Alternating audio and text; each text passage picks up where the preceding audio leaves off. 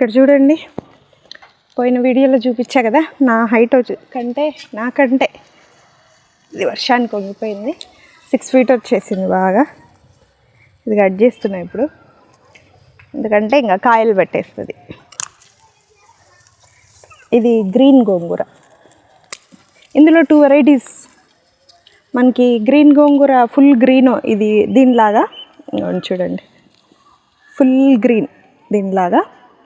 ఇంకొకటి ఆకు మాత్రం రెడ్ బార్డర్ వచ్చి ఉంటుంది, అది ఒక రకం. 2 varieties ఉంటాయి మన దగ్గర. దీని సీడ్స్ అయితే లేవు.